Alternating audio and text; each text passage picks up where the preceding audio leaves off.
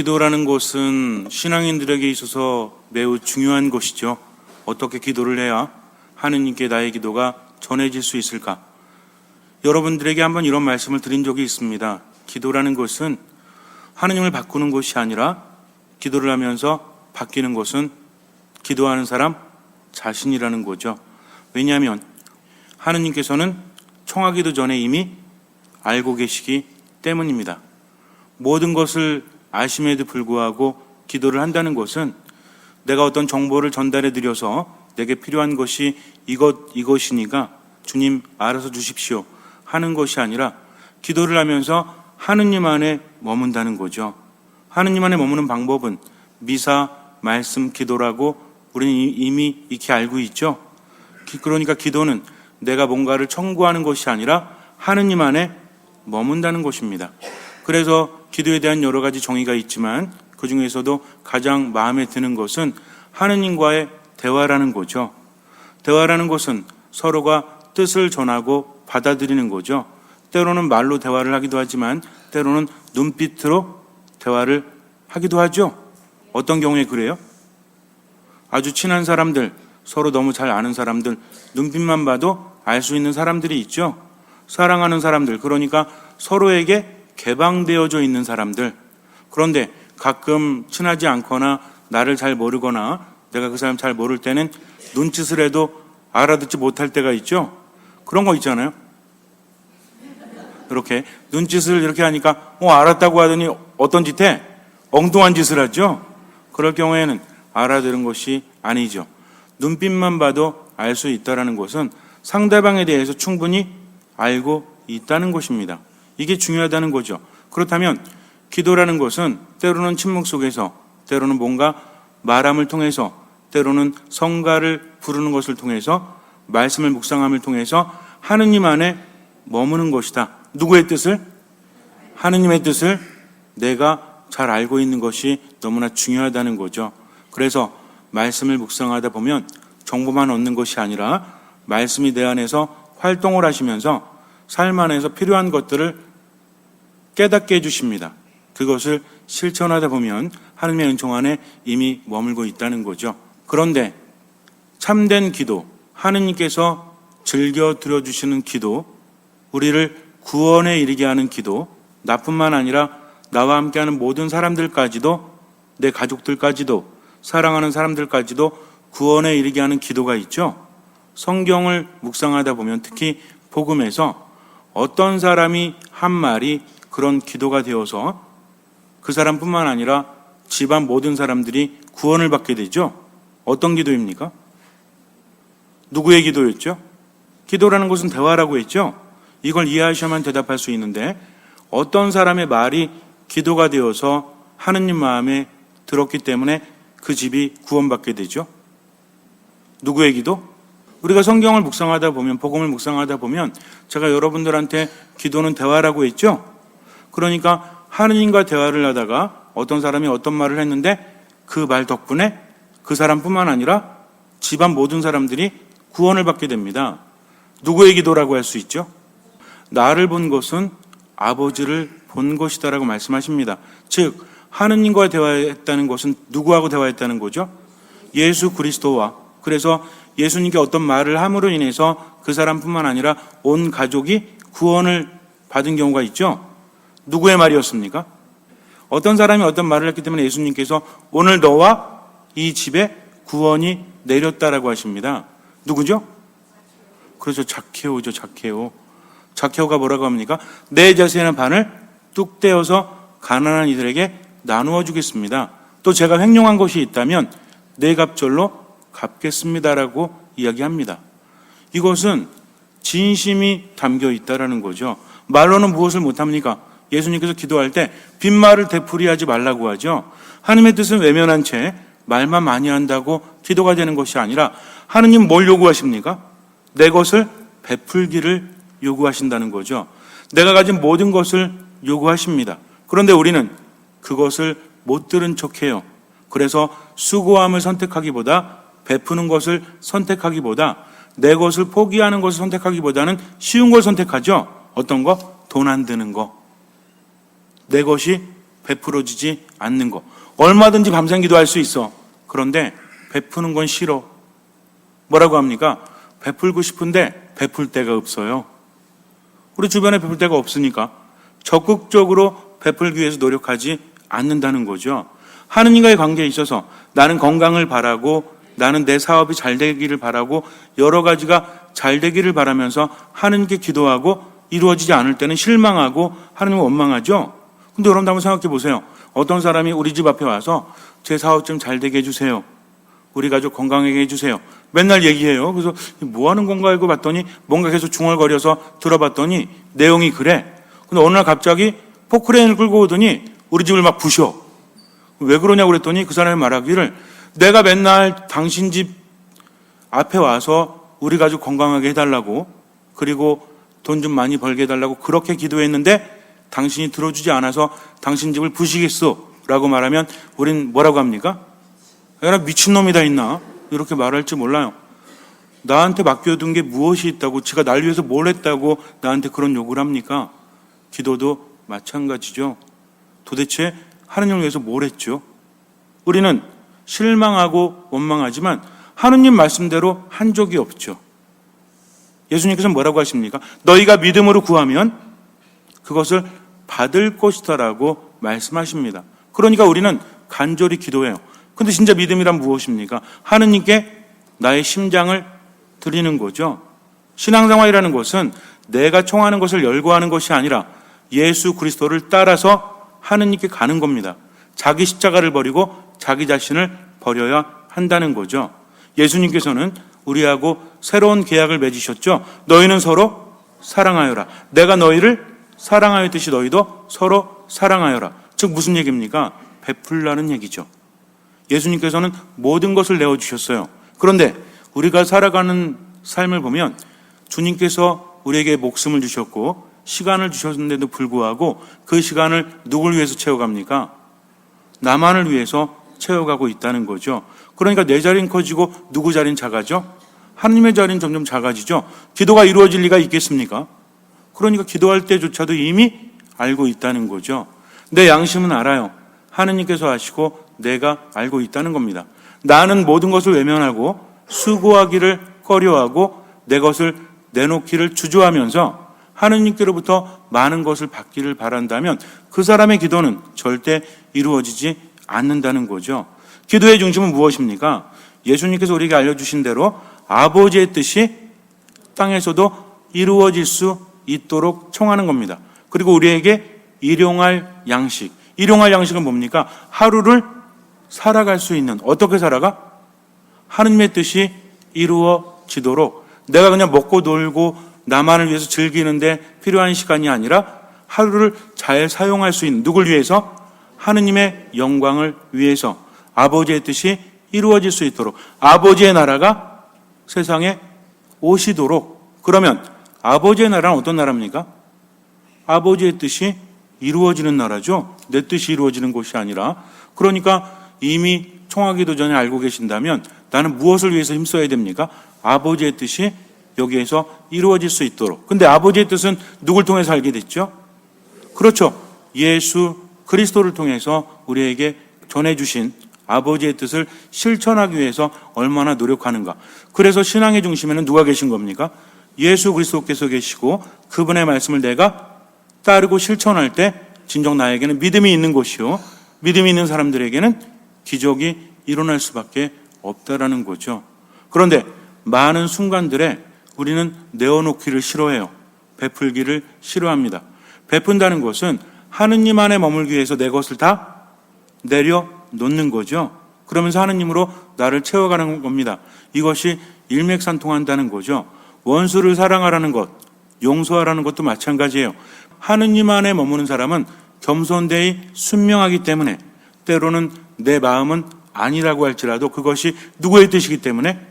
하느님 아버지의 뜻이기 때문에 이 몸은 주님의 종입니다 하면서 나 자신을 맡긴다는 거죠. 죽어도 용서할 수 없어요. 죽어도 이해할 수 없어도 누구의 뜻입니까? 즉 무엇을 실천합니까? 주님의 기도를 실천하고 있다는 거죠. 아버지의 뜻이 땅에서 이루어질 수 있도록 나는 최선을 다합니다. 그러니까 겸손하고 순명하는 거죠. 그러나 나만의 힘만으로는 부족하니까 무엇을 청합니까? 주님의 도우심을 청하면서 모든 것이 다 아버지의 것이니까 하면서 기도하고 말씀 안에 머물고 미사에 충실히 머문다면 이미 그 사람은 변화되고 있다는 거죠. 왜? 인간에겐 불가능하지만 모든 것이 하느님께는 가능하기 때문에, 내가 용서를 할 수 있기 때문이 아니라 아버지 안에 머물므로 인해서 모든 것이 가능하신 그분께서 나를 이끌어 주신다는 겁니다. 이것이 바로 신앙이라는 거죠. 그래서 주님의 말씀을 들을 때는 아무런 판단도 하지 않고 어떻게 모든 것을 맡기면서, 요즘에 우리가 외우고 있죠? 아무런 판단도 하지 않고 모든 것을 맡긴다. 그리고 뭐 한다? 베푼다. 이 세 가지 행위는 우리가 살아가는데 기본이 됩니다. 들을 때도 그렇게 해야 되는 거예요. 살아갈 때도 그렇게 해야 됩니다. 생각할 때도 그렇게 해야 한다는 거죠. 듣고 생각하고 말하고 행동함에 있어서 세 가지 기본 원칙이 무엇이다? 아무것도 판단하지 않고 모든 것을 맡기면서 베푸는 것. 이것이 우리 삶의 원칙이 된다면 이미 그 사람은 하느님 안에 머무는 거죠. 왜 그렇습니까? 그 사람은 겸손한 사람이요, 순명하는 사람이요, 또 사랑을 실천하는 사람이기 때문에 그래요. 겸손과 순명이라는 것은 믿음의 기본이죠. 사랑이 있는 곳에 하느님께서 계십니다. 이제 여러분들은 이런 이야기를 들으면서 그냥 머리로만 해석하는 것이 아니라 여태까지 들어왔던 모든 것들을 종합시켜서 깊이 있게 들으셔야 돼요. 그래서 아무것도 판단하지 않는 것을 삶 안에서 실천해야 됩니다. 실제로 주님의 기도의 내용을 보면 아버지의 뜻이 세상에서도 이루어질 수 있도록, 주님의 기도는 중요하죠. 왜 중요하죠? 우리나라는 참 기도문 제목도 기가 막히게 붙이죠. 원래는 이 제목이 뭐예요? 하늘에 계신 우리 아버지예요. 하늘에 계신 우리 아버지. 우리 아버지. 그래서 뭐 라틴어는 빠텔 로스텔 이렇게 하잖아요. 우리 아버지가 이 기도의 제목인데 우리는 뭐라고 그래서 주님의 기도라고 붙였어요. 더 와닿죠? 뭐 우리 아버지도 와닿긴 하지만 그 다른 기도보다 더 중요하다는 기도를 무엇을 통해서 강조합니까? 주님의 기도. 그분께서 알려주신 기도이기 때문에 이것은 뺄 것도 더할 것도 없이 완전하다는 거죠. 그런데 이 기도의 내용을 보니까 주된 내용이 무엇입니까? 아버지의 나라가 올 수 있도록, 그리고 아버지의 뜻이 이루어질 수 있도록 우리가 청하는 거죠. 그러면서 내가 할 수 있는 것이 하나가 들어가 있죠. 여기 굉장히 중요한 사실이 있습니다. 내가 다른 사람에 대해서 뭘 해야 된다? 용서를 해야 한다는 거죠. 모든 것이 아버지의 뜻이 이루어질 수 있도록 청하면서 용서하고 그것이 연관이 된다면 아버지의 뜻이 이루어질 수 있도록 내가 동참하는 데 있어서 중요한 것이 무엇이다? 다른 사람의 허물을 용서하는 거다. 그러면 나도 내 허물을 용서받을 수 있을 것이다. 허물은 무엇입니까? 죄라는 거죠. 우리가 죄를 지음으로 인해서 하느님 안에 머물지 못하고 멀어졌죠. 그래서 죽음이 왔고 고통이 왔죠. 근데 그것을 누가 용서하신다? 하느님께서 용서하신다는 것은 하느님 안에 온전히 머문다는 거죠. 왜 미사를 봉헌합니까? 왜 말씀을 묵상합니까? 왜 기도합니까? 왜 베풀면서 삽니까? 하느님 안에 머물기 위해서라는 거죠. 근데 예수님께서 우리에게 아주 중요한 정보를 주셨죠. 너희가 열심히 기도하고 열심히 말씀 묵상하고 미사 봉헌하고 또 베풀면서 살아가지만 내가 정작 필요한 것이 무엇인지 알려주겠다고 하면서 우리에게 뭘 하기를 원하십니까? 용서하기를 원하신다는 거죠. 그러니까 용서를 하라고 하면 우리는 내가 받은 상처가 얼마나 큰데, 내가 얼마나 힘든데 그 사람을 용서할 수 있을까? 이것이 기본이 아니라 내가 용서를 해야만 어디 안에 머물 수 있다? 하느님 안에 머물 수 있고, 하느님 안에 머무는 사람은 생명력이 넘쳐 흐르고 영원한 생명을 얻고 기적 속에서 살아갈 수 있다는 거죠. 그러니까 용서하라고 했을 때, 원수마저도 사랑하라고 했을 때 무엇을 떠올리냐에 따라서 삶은 달라질 수밖에 없죠. 만약에 내가 받은 상처가 얼마나 큰데 여기에 집중하는 사람은 뭐 하지 못한 거죠? 겸손하지 못한 겁니다. 쉬운 내용은 아니에요. 내가 받은 상처가 크기 때문에 쉽지 않아요. 그러나 어쨌든지 겸손이라는 것은, 어쨌든지 순명이라는 것은 어떤 순간에도 나 중심이냐 하느님 중심이냐, 이것이 가장 중요한 문제라는 거죠. 정말 그렇습니다. 조그만 일에 대해서는 하느님의 뜻을 따르고 엄청난 일에 대해서는 내 뜻을 따른다면 어떤 핑계를 댄다고 할지라도 그 사람 모하지 못한 사람이죠. 겸손하지 못한 사람이기 때문입니다. 그래서 말씀을 묵상하고 열심히 기도하고 미사 안에 머물다 보면 그것이 무엇인지 진가를 깨닫게 되죠. 하느님의 말씀이 나에게 너무나 힘들게 들리지만 그것이 바로 영원한 생명을 주고 또 나를 나보다 더 잘하시고 나를 나보다 더 사랑하시고 청하기도 전에 알고 계신 주님께서 그렇게 하라고 하셨다면 그것은 누굴 위한 것입니까? 나를 위한 것이라는 거죠. 이것이 믿음입니다. 내가 요거만큼은 하겠는데 그거는 할 수 없어요. 이건 믿음이 아니라는 거죠. 믿음은 죽어야 되는 거예요. 그래서 자기 자신을 버리지 않으면 결코 믿음 생활을 할 수가 없습니다. 그런데 요즘에 보니까 용서라는 것에 대해서 재조명이 되고 있습니다. 그래서 미국에서 실험을 하는데 용서와 스트레스와 정신 건강에 대한 어떤 5주간의 변화, 효과에 대해서 몇백 명을 대상으로 이제 설문조사를 하면서 실험을 했다고 합니다. 근데 이 사람들이 이제 매주 모이는 몇 그룹을 가지고 했겠죠.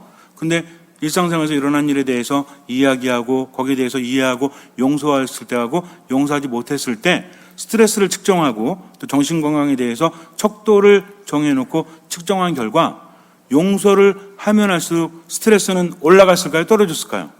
떨어졌다고 합니다.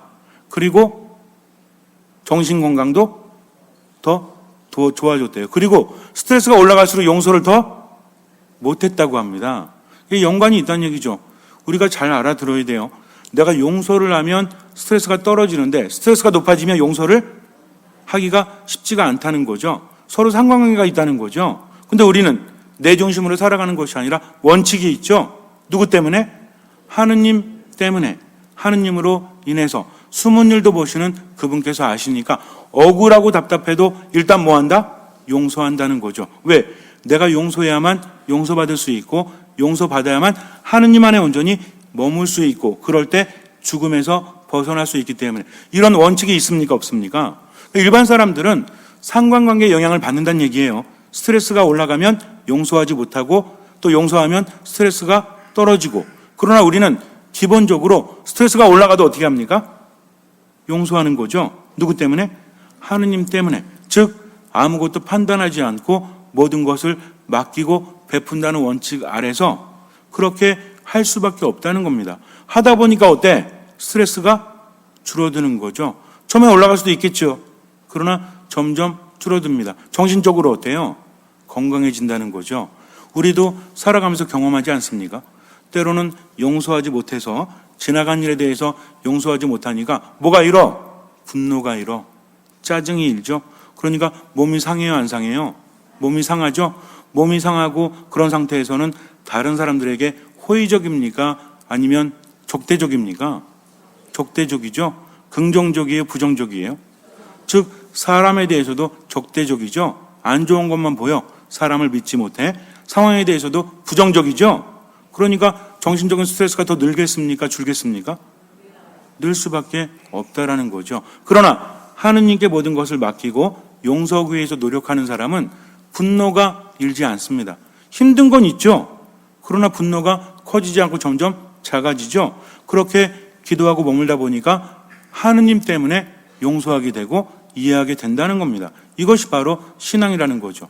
그냥 하느님 믿습니다. 그러니까 용서할 수 있게 해주세요. 라고 해서 되는 것이 아니라 고통이 있어요, 없어요? 있습니다. 그러나 그 고통이라는 것은 뭐가 되죠? 나를 성장시키는 멍해가 되죠. 그러나 분노에 휩싸여서 용서하지 못하는 고통은 파괴적인 것이 되어서 나를 해치고 다른 사람도 해친다는 겁니다.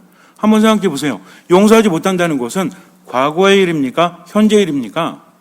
용서하지 못하는 건 현재겠지만 어떤 일로 인해서 그 사람에 대해서 분노를 품게 되고 용서하지 못하죠? 이건 과거예요, 현재예요? 과거부터 현재까지 이어질지언정 과거죠. 그런데 나는 과거의 그 일 때문에 지금도 분노하고 있다면 영향을 받는 겁니까? 안 받는 겁니까? 받는다는 거죠. 어떤 사람이요, 굉장히 미운 사람이 있었어요. 손해를 끼치고 저 인간만 없으면 내가 속이 시원할 텐데, 그런데 그 뒷산에는 어느 구역에 가면 식인 호랑이가 있었습니다. 이 호랑이한테 딱 걸리면 다 죽어.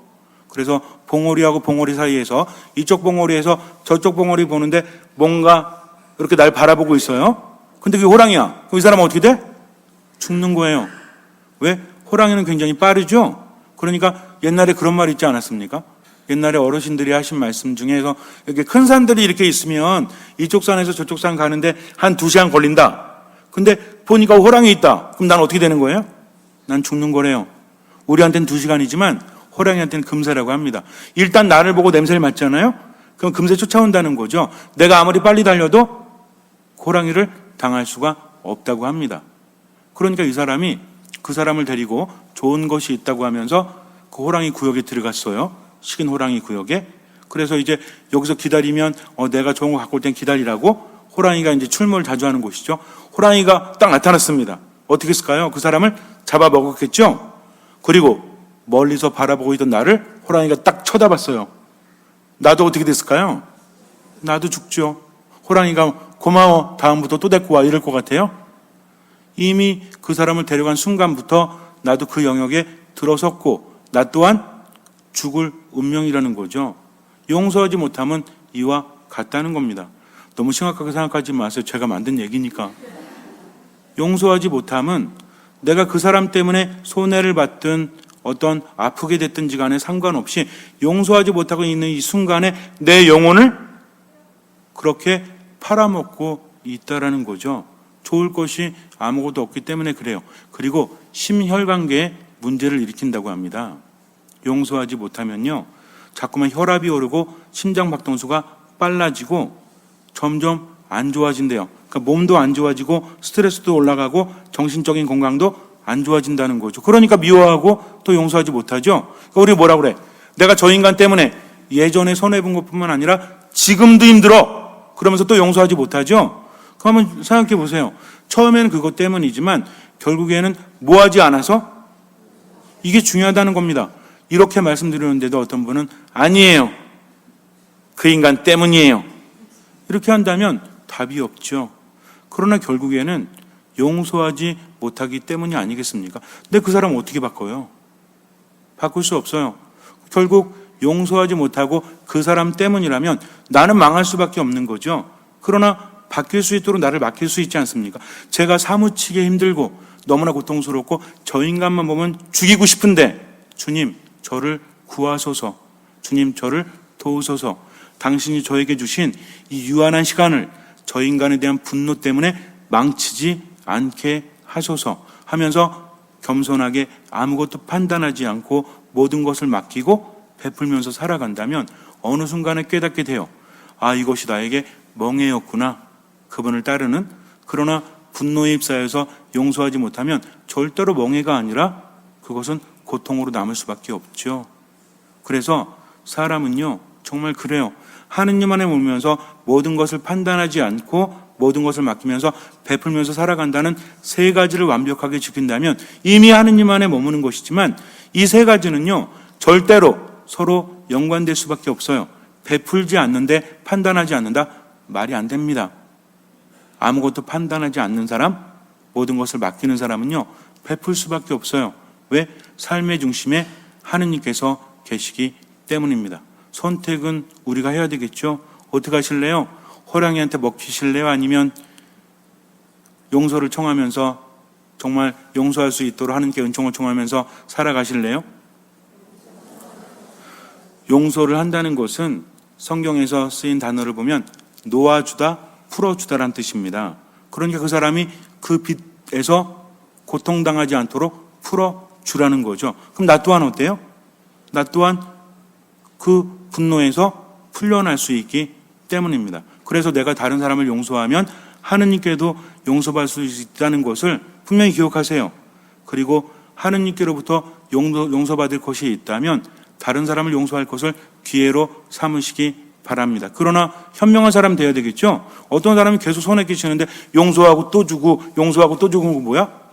멍청한 사람이에요. 내가 그 사람에게 또 주지 않아도 죄가 되는 것은 아닙니다. 그러니까 억울하게 살라는 것이 아니라 하느님의 뜻 안에서 현명하게 살아갈 수 있도록 청하라는 거죠. 어떤 것이 현명한지는 여러분들이 판단하세요. 용서하지 못해서 분노 때문에 몸 상하고 마음 상하고 영혼 상하고 살아가는 거하고 그냥 그건 그거니까 내가 하느님께 용서할 수 있도록 청하면서 하느님 안에 머물며 살아가는 거하고 어떤 사람이 더 현명한지는 우리가 선택해야 합니다. 우리가 판단해야 한다는 거죠. 그러나 믿음 있는 사람은 절대로 뭐한다? 판단하지 않고 모든 것을 맡기고 어쨌든 뭐한다? 베풀면서 살아가는데 용서는 베푸는 거죠. 알아서 판단하세요. 알아서 선택하세요. 그래도 용서가 안 되면 미사 안에 더 머무르세요. 기도 안에 더 머무르세요. 말씀 안에 더 머무르세요. 그러니까 용서가 되면 되는 대로 좋은 거고 용서가 안 되면 뭐한다?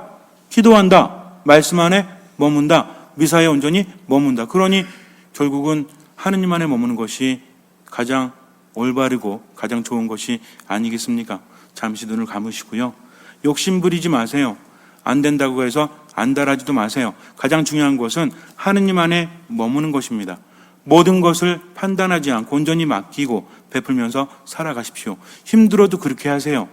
주님께서는 그 믿음을 보시고 우리 삶에 놀라운 기적을 일으켜 주실 것입니다. 아멘.